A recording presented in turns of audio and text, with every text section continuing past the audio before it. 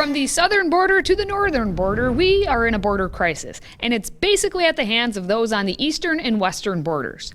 Let me explain.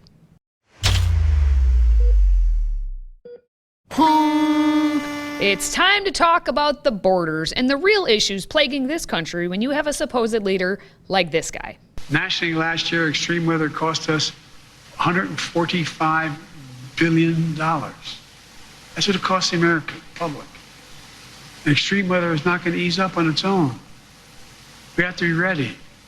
That's why we're investing in our resilience, building roads higher when we rebuild them, our levees stronger, our power grids more durable so they don't get blown down and cause massive wildfires, to withstand the increasing ferocity of extreme weather.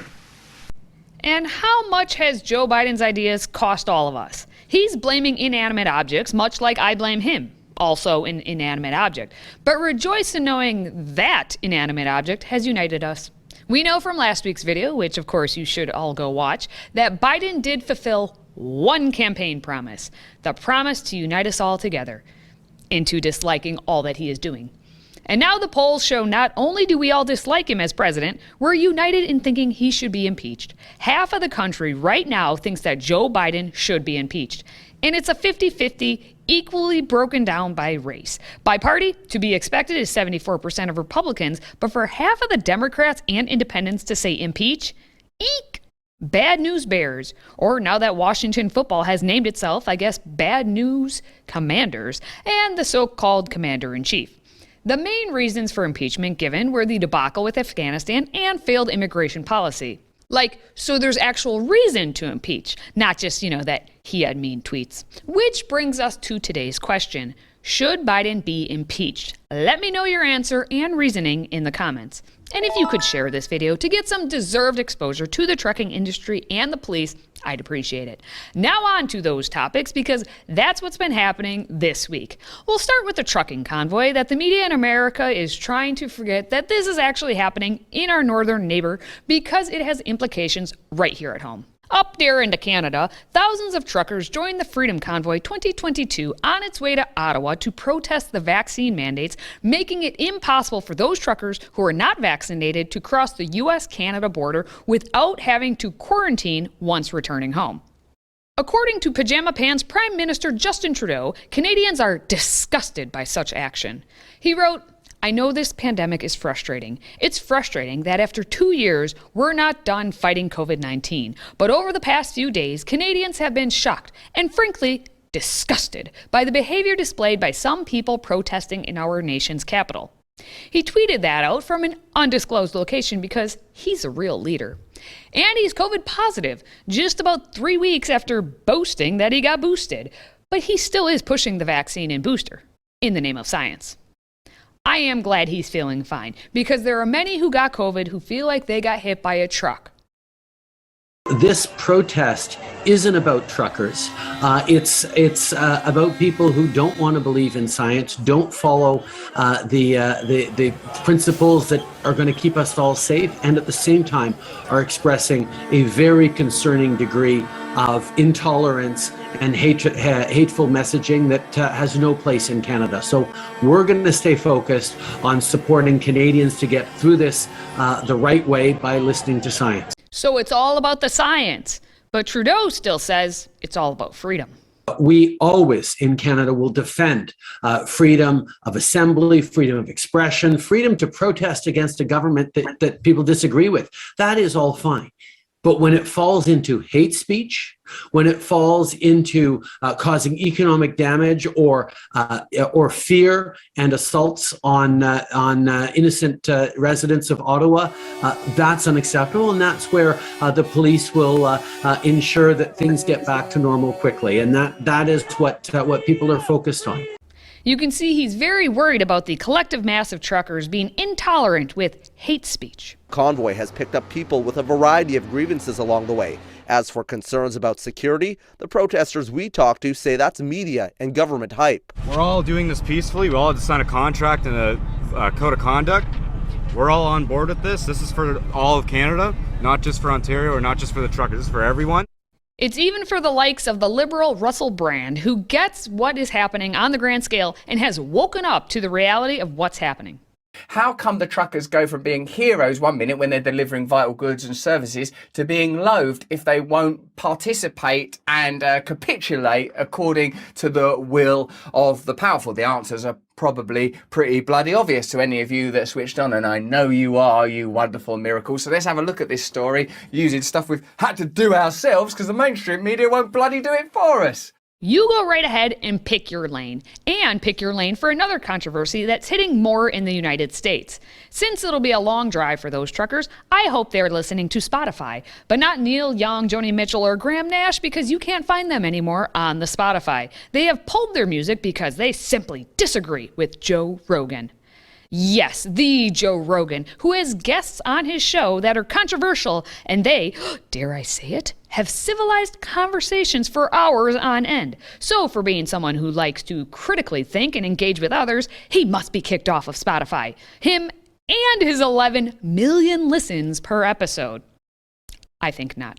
But grown adults are having a tantrum and demanding that no one can think differently and hear other opinions. They only want to teach your children that a case of you thinking is not allowed. See what I did there? Again, pick your lane. On the side of free thinking is Elon Musk, The Rock, and Tulsi Gabbard. And those who are being babies are Neil Young, Joni Mitchell, Graham Nash, and Joy Behar. Pick your side, and if you choose these boomers, then you can just stop watching the video and be on your merry way. Yeah, I am comfortable being on the side of free thought.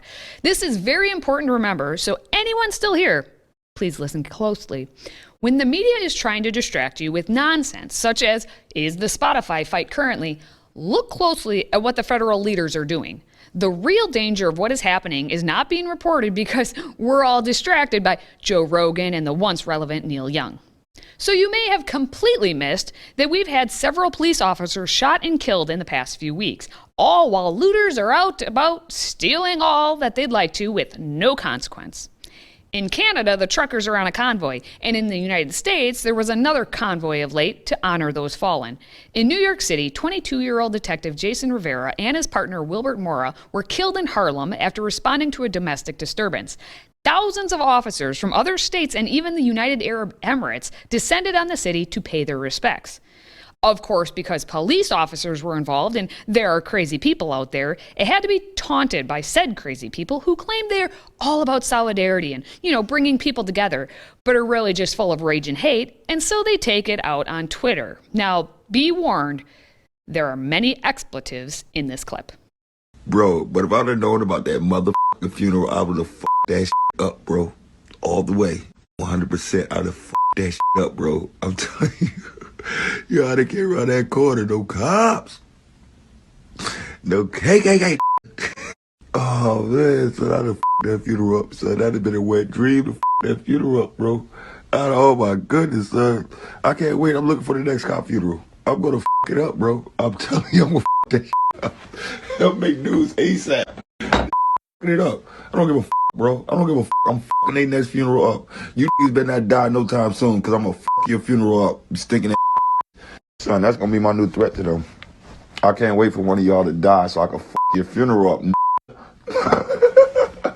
Word up, man. Fuck them, bro. I think it was 21 expletives that man chose. He sounds like a delightful human being. Rhetoric was not a class this man ever took, but neither was basic human dignity. Will he be investigated for his threats? Bueller. Bueller. Bueller. Bueller.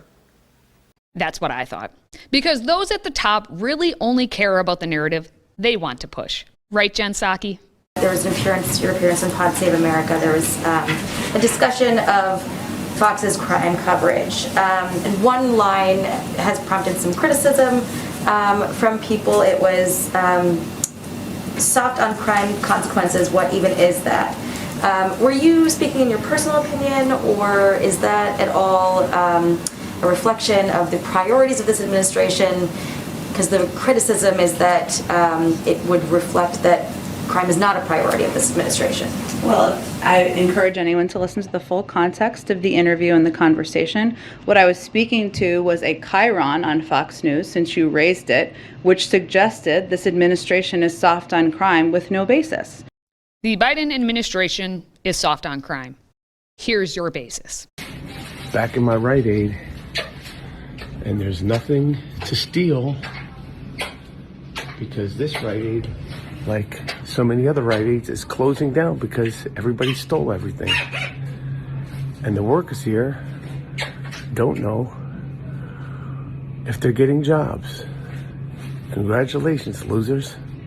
That's lefty actor Michael Rapaport, who in a previous video showed a New York City shoplifter just walking out of the Rite Aid in front of the security officer, and I guess Michael's waking up to the insanity. I'd personally rather have this lady in the security officer role. You gonna pay for that? Huh? You gonna pay for that?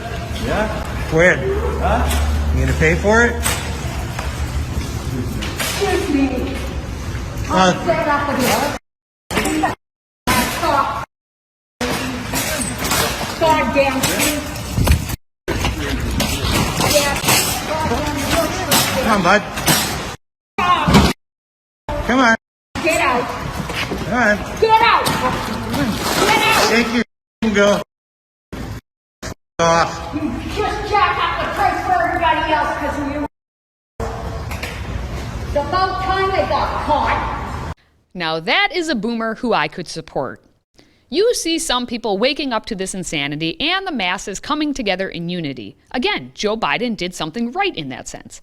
But it's going to take real standing up by everyone to have hope of retaining freedom. That's an F we can give, in addition to our faith, family, and friends. Keep giving those Fs and make sure to share this video with some of those Fs. Until next time, let's go Brandon and stay healthy, America.